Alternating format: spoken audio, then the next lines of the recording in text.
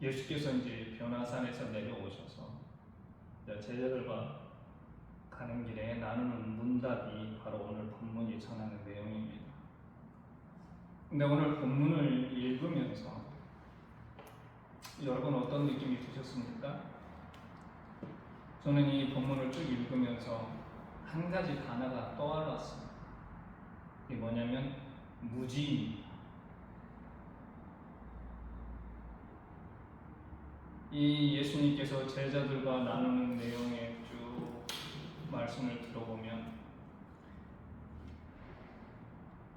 제자들의 무지 그리고 세상 사람들의 무지가 아주 깊이 느껴집니다.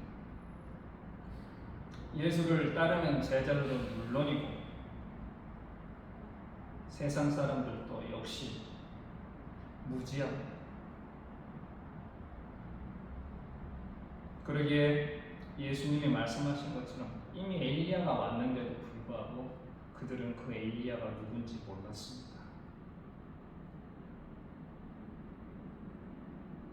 성경은 이러한 사람들의 무지로 말미암아 일어나는 사건들에 대해서 얘기를 하고 있습니다.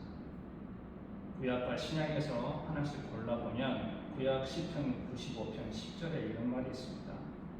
내가 40년 동안 그 세대로 말미암아 근심하여 이르기를 그들은 마음이 미혹된 백성이라 내 길을 알지 못한다 하였으니 이렇게 말씀하고 계십니다. 하나님께서 이렇게 말씀하고 계시는 거죠. 또 신약의 요한복음 16장 1절에서 3절의 말씀에는 이런 것들이 있습니다. 예수께서 이제 잡혀가시기 전에 마지막으로 제자들에게 하신 말씀이 사람들이 너희를 출교시키고 때가 되면 죽일 텐데 그들은 이것을 하나님의 일이라 생각한다고 그렇게 얘기를 합니다. 그리고 그들이 이런 일을 할 것은 아버지와 나를 알지 못합니다. 출애굽 후 40년 동안 광야에서 헤맸던 그 세대, 그들이 하나님의 길이 무엇인지 알지 못했기 때문에 그들은 늘 하나님의 근심거리였습니다. 또 하나님과 예수 그리스도를 알지 못했기 때문에 그들은 예수를 따르는 제자들을 출교시키고 죽였습니다. 이 모든 게 뭐에서 비롯된 겁니까? 무지에서 비롯된 겁니다.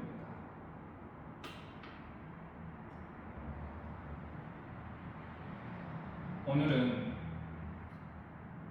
신앙과 이성, 믿음과 알미 무엇인지 한번 생각을 해보려고 합니다.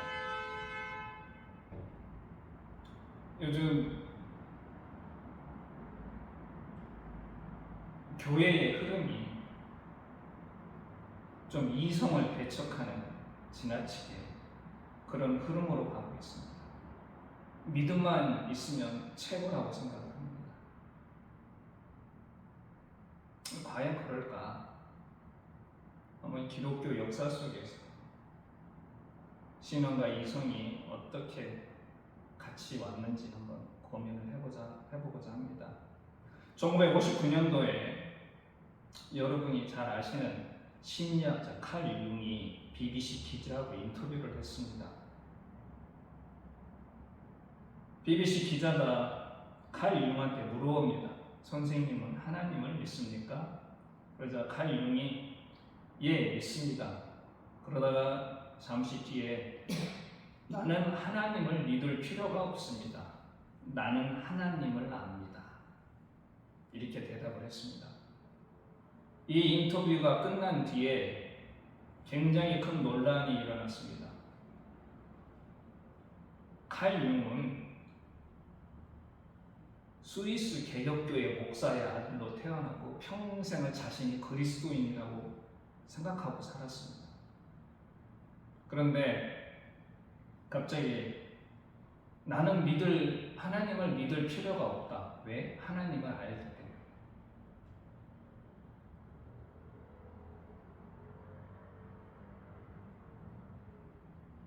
이 한마디로 인해서 칼 융이 무신론자인가? 굉장히 그 당시 유럽에서 큰 논란거리가 됐습니다. 도대체 이 믿음과 암, 신앙과 이성이 어떤 관계가 있길래 칼 융은 이렇게 얘기를 했을까? 이 믿음과 이성, 신앙과 이성, 믿음과 삶의 관련의 관계에 대해서 알려면 우리는 먼저 서양 역사를 좀 돌아다 볼 필요가 있습니다. 학자들은 서양 역사, 특히 사상적인 흐름에 있어서 크게 세 시기로 구분을 합니다. 첫 번째 시기는 어떤 거냐? 고대 그리스 철학이 등장한 시기. 두 번째는 그리스 철학과 기독교가 만난 시기. 세 번째 시기는 17세기, 18세기 계몽주의 이후의 그런 시기로 나눕니다. 초대 기독교는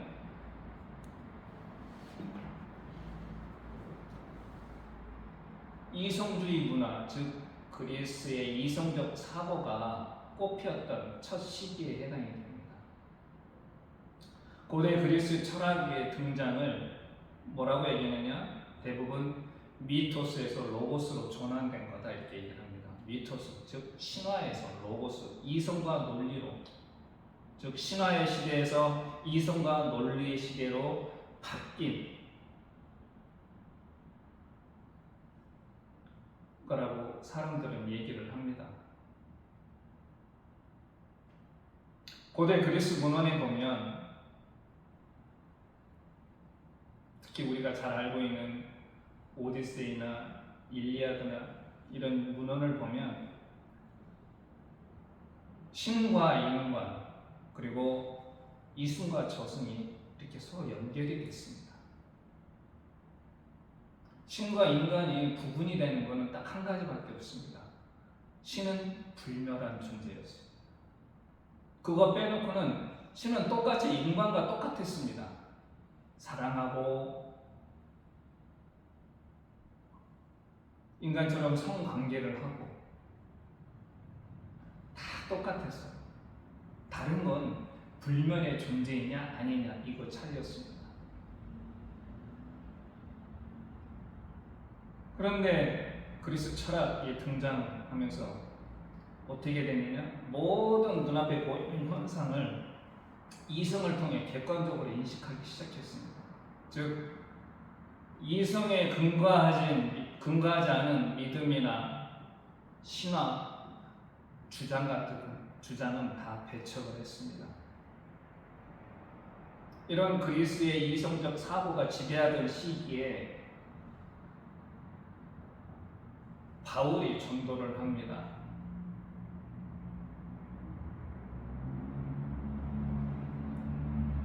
그 헬레니즘 문화권에서 바울은 하나님의 창조와 심판, 예수 그리스도의 대속, 그리고 부활과 승천에 대해서 얘기를 합니다. 기본적으로 바울은 철학을 무시했고 그러면서 신앙을 전파를 했습니다. 당시 그리스 로마 세계 사람들이 받아들이기에는 바울의 이런 주장들이 굉장히 어리석어 보였습니다. 왜냐하면 자신들이 이성의 근거에서 배척했던 신화적인 요소를 다시 자기들의 세계로 끌어들인다고 생각을 했기 때문에 바울의 그런 주장은 굉장히 어리석은 주장이었습니다. 그러면 이렇게 바울처럼 기독교는 처음부터 모든 사람들이 이성을 배척을 했느냐? 그렇지는 않았습니다. 기독교 역사를 보면 2세기에 활동했던 변증가들이 있었습니다. 이 사람들이 기독교를 변호하는 사람들이었죠. 이들이 기독교를 변호할 때 사용했던 기본 철학이 뭐였냐면 플라톤 철학과 스토아 철학이었습니다. 그들은 그걸 통해서 그리고 로마, 즉 지중해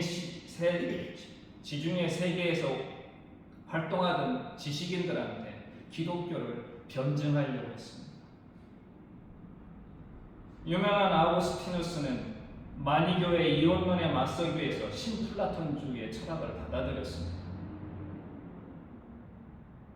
신학 대전을 썼던 스콜라 철학의 거대봉 토마스 아퀴나스는 그 유명한 신존재 증명을 하기 위해서 아리스토텔레스의 철학의 기본 개념인 원인론을 받아들였습니다. 이렇듯 기독교 역사 속에서 많은 사람들이, 기독교 신학을 세웠던 많은 사람들이 신앙과 이성을 조화시켜서 하나님을 전하고 예수 그리스도의 복음을 전하려고 노력을 했습니다.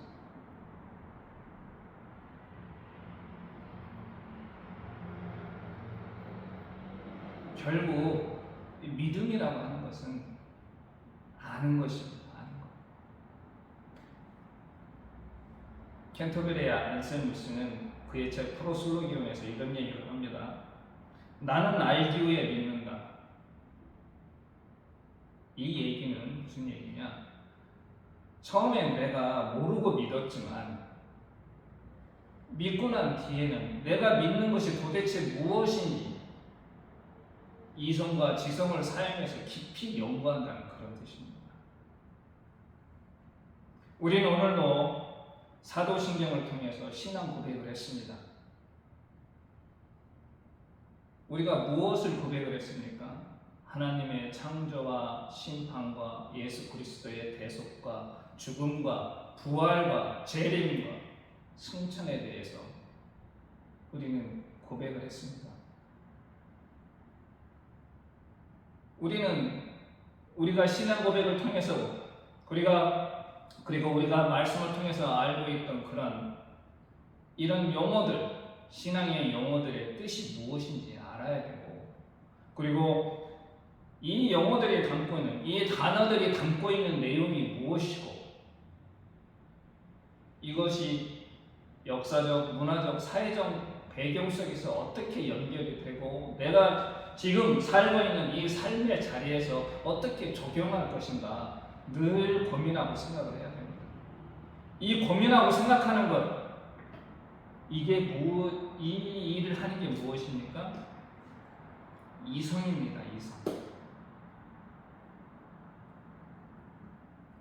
이성이란 말은 영어 리즌을 번역한 말인데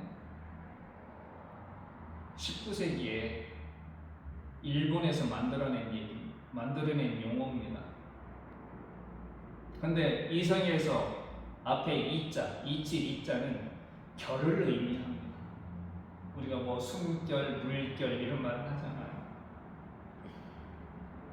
예를 들어 목리, 나무결은 뭡니까? 나이테죠. 우리는 이 나이테를 통해서 그 나무가 몇 년 된 나무인지 추측을 하게 됩니다. 이렇게 결을 통해서, 이치를 통해서 무언가 미루어 짐작하는 이런 행위를 우리가 보통 추리라고 하죠. 그리고 이 추리를 통해서 결론을 내릴 수 있는 능력을 이성이라고 합니다.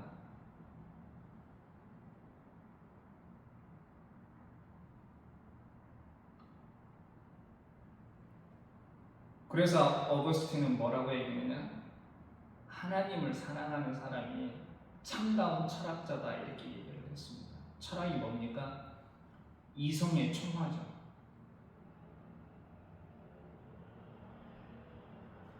신앙과 이성은 이렇게 분리될 수 있는 게 아닙니다. 신앙에 있어서 이성은 필수입니다. 필수. 우리가 신앙생활하면서 생각하고 추론하고 판단하는 과정이 필요합니다.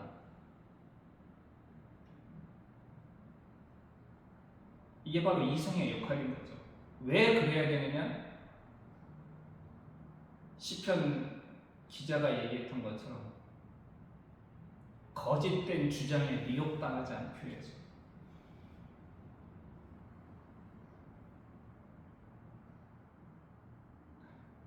요즘 유행하는 말 중에 포스트 트루스라는 게 있습니다. 2017년도 옥스퍼드 영어사전에서 뭐라고 얘기하냐면, 이건 어떤 객관적인 사실에 근거해서 얘기를 하는 게 아니라 자기의 생각이나 판단, 즉 개인적인 어떤 호불호에 의해서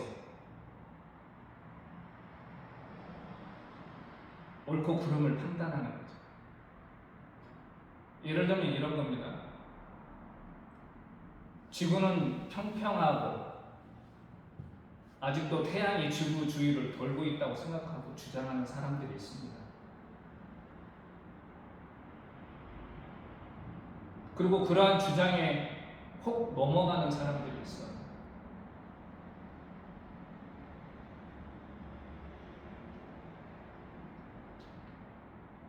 오늘 표현대로 미혹당하는 거죠. 그들이 이렇게 미혹당하는 건 뭡니까? 무지하기 때문에 그렇습니다. 즉 이성이 배제됐기 때문에.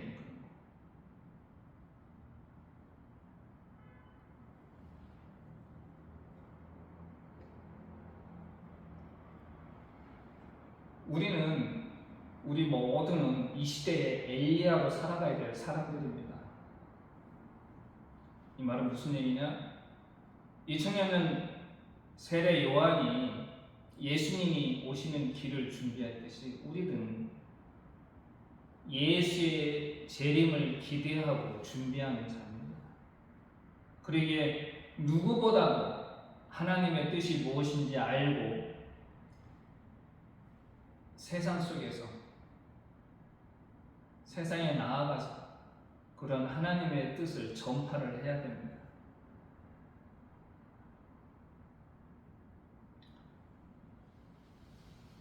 신앙과 이성은 기차 철로와 같습니다. 어느 한쪽이 높거나 낮으면 어떻게 됩니까?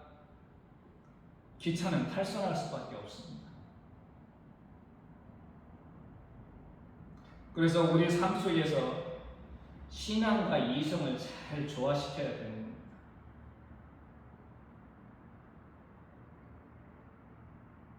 오늘은 마지막으로 삶 속에서 이성과 신앙을 잘 조화시키기 위해서 노력했던 초대교인들을 소개하고 말씀을 마칠까 합니다. 사도행전 17장 11절에 이런 말씀이 있습니다. 베레아에 있는 사람들은 데살로니가에 있는 사람들보다 더 너그러워서 간절한 마음으로 말씀을 받고 이것이 그러한가 하여 날마다 말씀을 상고하고. 데살로니가에서 바울과 실라가 고난을 당했습니다.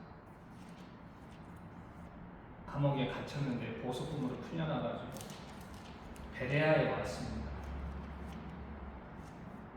근데 베레아에 있는 유대인 회당에서 가르쳤는데 이 베레아에 있는 사람들은 바울의 말씀을 잘 듣고 이것이 그러한가요? 날마다 말씀을 상고했다고 이렇게 나와 있습니다.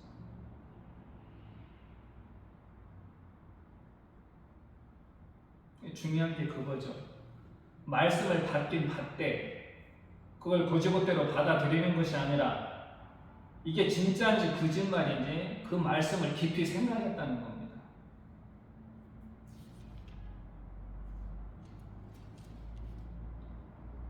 지금 이 시대를 살아가는 신앙인들한테 가장 필요한 태도가 아닐까 그런 생각이 듭니다. 즉, 이 베레아 사람들은 비판적이고 회의적인 태도를 갖고 말씀을 접했습니다.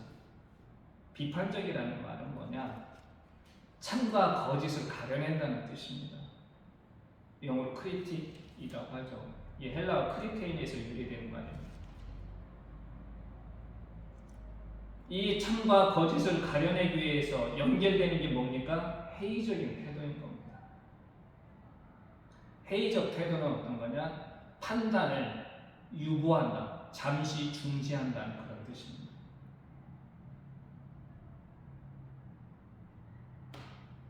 누군가 말을 전할 때 그걸 넙죽넙죽 그대로 받아들이는 것이 아니라 이게 진짜인지 아닌지 잠시 판단을 중지한다는 겁니다. 가려내기 위해서 우리의 판단을 잠시 중지한다는 거죠.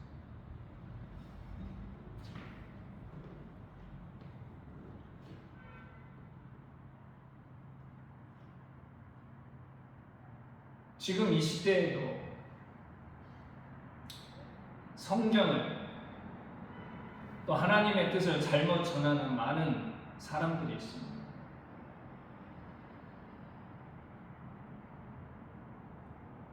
우리는 거기에 넘어가는 사람들에 대해서 막 뭐라고 얘기를 합니다. 근데 우리 한번 우리 자신을 돌아보십시오. 비단 말씀뿐만 아니라 세상에서 누군가 주장을 펼 때 우리가 그것을 받아들이는 태도가 어떤지,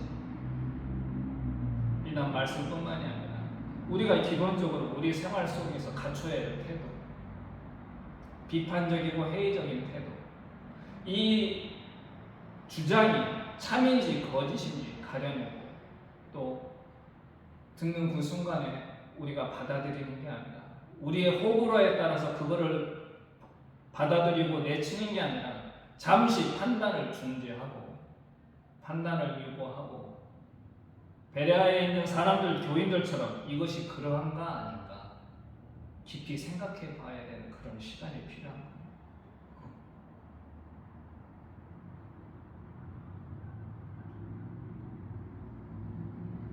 우리 모두 바로 이 베레아에 있는 이 교인들처럼 우리 삶 속에서 우리의 신앙을 지켜나갈 때 항상 이러한 태도를